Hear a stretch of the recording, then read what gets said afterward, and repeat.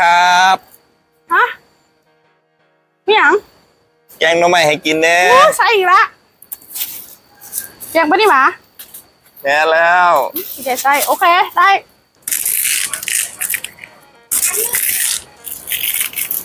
มื้อนี้น้องชายเพิ่นจะกินแกงหน่อไม้อยู่ฉันใส่แต่เอื้อยเอ้าจัดไปใส่กะสิเฮ็ดให้กินแซ่บๆเพิ่นพี่น้องเพิ่นมักหลายเพิ่นว่าเอื้อยเพิ่นแกงหน่อไม้นี่เอื้อยมนแซ่บหลายฉันแกงหน่อไม้นัว มันบ่ได้นัวนะเอื้อยแกงแล้วบักหลายมันนัวน้ำเปียงนัวนี่แหละเพราะว่ามนใส่หลายเด้ฝักก่อนเนาะ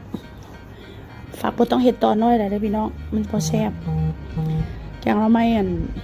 สูตรข่อยนี่นอใหญ่ๆรสฝานเปียงใหญ่ๆย่ำดังก๊อบแก๊บก๊อบแก๊บรสนะเป็นตาแซ่บบ่พี่น้องหน่อไม้นะอันนี้บ่แม่นนออันนั้นเด้อนอไผบ้านได้นี่นะนอไผบ้านหาไม่ไหม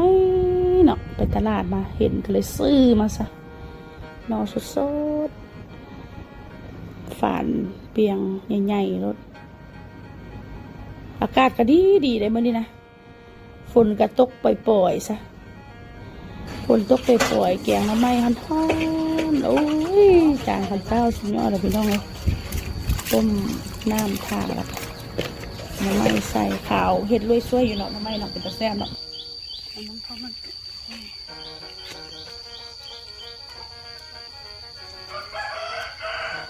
แซ่บได้หนึ่งเรื่องแบบเห็ดแกงหน่อไม้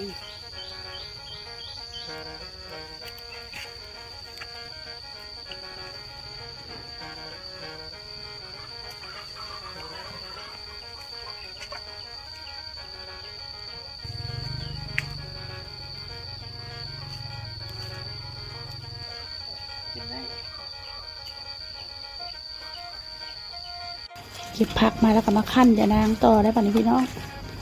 เป็นตะแซ่บบ่ยานางก็จากต้นใบไม้สดๆเลยนะข้าวเบื่อก็ใส่อ่าวหลายหน่อยนึงเด้อแกงหน่อไม้แบบไทยๆหน่อยนึงเห็ดน้ำน้อยๆใส่ข้าวเบื่อหลายๆเป็นตะแซ่บบ่บอกไหมเขียวแท้เขียวว่ะน้ำยานางก็ได้เป็นตะแซ่บเลยพี่น้องมาหลังจากนั้นก็ใส่กุจีน้ำเด้อนี่จุจีนี่ก็บริซื้อได้นี่พี่น้องไปเก็บเอาได้นี่นะบางดูนี่นะธรรมชาติเบิ้ลเดี๋ยวนี้นะเป็นตะแซ่บเผ็ดอ้วนตัวอยู่บางดูนี่นะอุ้ยน้ำลายแตกเบิ่งไหมพี่น้องเป็นตะแซ่บปะแท้ว่ะแกงหน่อไม้อยากให้แซ่บนะใส่แป้งนัวหลายๆเลยพี่น้อง